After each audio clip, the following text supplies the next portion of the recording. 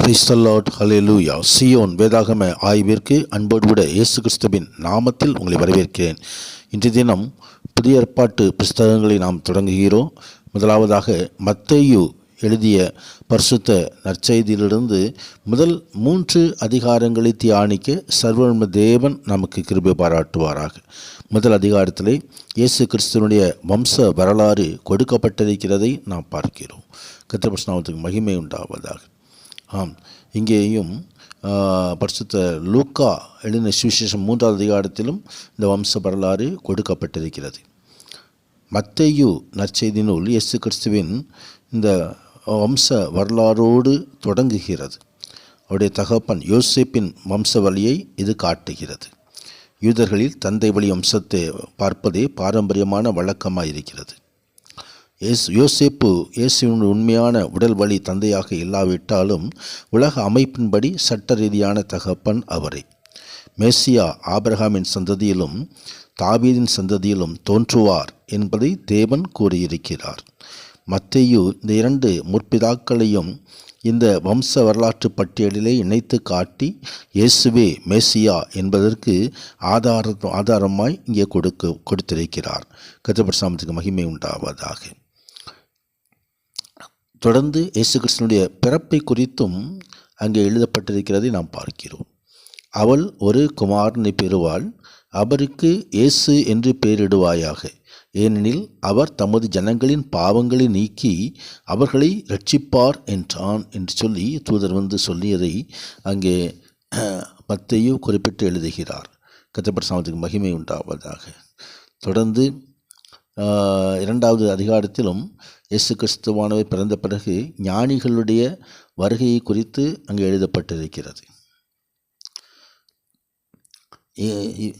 அங்கே ஏரோது ராஜாவின் நாட்களிலே யூதேயாவில் உள்ள பெத்லகேமிலே இயேசு கிறிஸ்துவை பிறந்த பொழுது கிழக்கிலிருந்து சாஸ்திரிகள் வந்து எருசலேமுக்கு வந்து யூதருக்கு ராஜாவாக பிறந்திருக்கிற அவர் எங்கே, கிழக்கிலே அவருடைய நட்சத்திரத்தை கண்டு அவரை பணிந்து கொள்ள வந்தோம் என்று சொல்லுகிறார்கள்.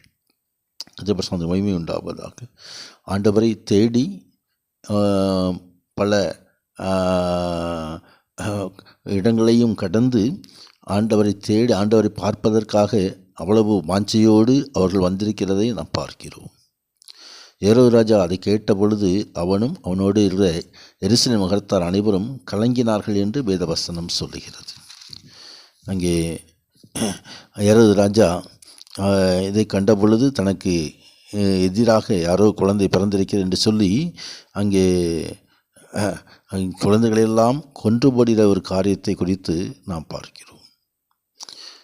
யூதேய தேசத்தில் பெத்லகேமே, யூதாவின் பிரபுக்களில் சிறியதல்ல, என் ஜனமாகிய இஸ்ரவேலை ஆளும் பிரபு உன்னிடத்திலிருந்து புறப்பட்டு வருவார் என்று தீர்க்கதரிசனம் எழுதப்பட்டிருக்கிறது என்று சொல்லி அங்கே மீகா தீர்க்கதரிசனத்தில் உள்ள இந்த தீர்க்கதரிசனம் நிறைவேறுகிறதை பார்க்கிறோம். மீகா 5ஆம் அதிகாரம் 2வது வசனத்தில் சொல்லப்பட்டதான அந்த வசனம் இங்கே சரியாக அது நடைபெறுகிறது.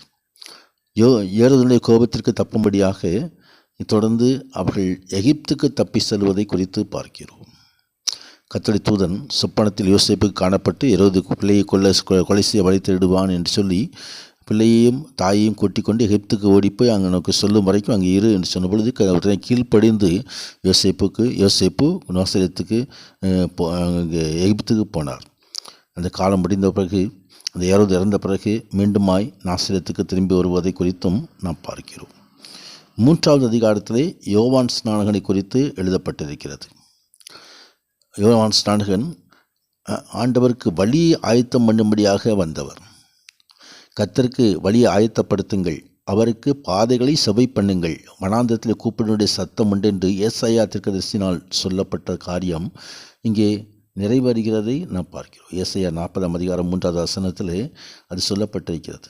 மல்கியா புஸ்தகத்திலும் 3ஆம் அதிகாரத்திலும் 1வது வசனத்தில் நாம் பார்த்தோம். கர்த்தர் பிரசன்னத்துக்கு மகிமை உண்டாவதாக. இங்கே ஆண்டவராகிய கிறிஸ்துவானவர் அங்கே வந்து ஞானஸ்நானம் முடிக்கிறதை குறித்தும் நாம் பார்க்க முடியும். கர்த்தர் பிரசன்னத்துக்கு மகிமை உண்டாவதாக. இங்கே மனம் திரும்புங்கள் என்ற செய்தி அங்கே கொடுக்கப்பட்டிருக்கிறது. பாவத்தை விட்டு ஆண்டவராகிய தேவனுடைய ராஜ்யத்தை நோக்கி அவர்கள் திரும்ப வேண்டும். அதைத்தான் அங்கே யோவான் ஸ்நானகனும் முக்கியமான செய்தியாக கொடுத்தார். இயேசு கிறிஸ்துவானவர் ஆவியினால் ஞானஸ்நானம் கொடுப்பார் என்பதை இந்த யோவான் ஸ்நானகன் சொல்லுகிறதை நாம் இந்த பகுதியிலே பார்க்கிறோம். மனம் திரும்புதலுக்கென்று நான் ஜலத்தினால் உங்களுக்கு ஞானஸ்நானம் கொடுக்கிறேன், எனக்கு பின் வருகிறவரோ என்னிலும் வல்லவராய் இருக்கிறார், அவருடைய பாதரட்சைகளை சுமக்கிறதற்கு நான் பாத்திரன் அல்ல, அவர் பரிசுத்த ஆவியினாலும் அக்கினியினாலும் உங்களுக்கு ஞானஸ்நானம் கொடுப்பார் என்று இங்கே ஆவியானவருடைய அபிஷேகத்தை குறித்து எழுதப்பட்டிருக்கிறதை நாம் பார்க்கிறோம். ஆண்டவராகிய கிறிஸ்துவானவர் யோவான் ஸ்நானத்தில் ஞானஸ்நானம் பெற்று கரையேறின பொழுது அங்கே பரிசுத்த ஆவியானவர் அங்கே புறாவை போல இறங்கி வந்ததையும் அங்கே சுட்டி காட்டப்பட்டிருக்கிறது. இந்த வசனங்கள் எல்லாம் தியானித்து சர்வ தேவனுடைய பரிசுத்த சமூகத்தில் காத்திருப்போம். உன்னதரான தேவன் மகிமையான ஆசீர்வாதங்களை இன்று தினத்திலும் அருள் செய்வாராக. பரிசுத்த நாமத்துக்கு மகிமை உண்டாவதாக. ஆமேன், ஆமேன்.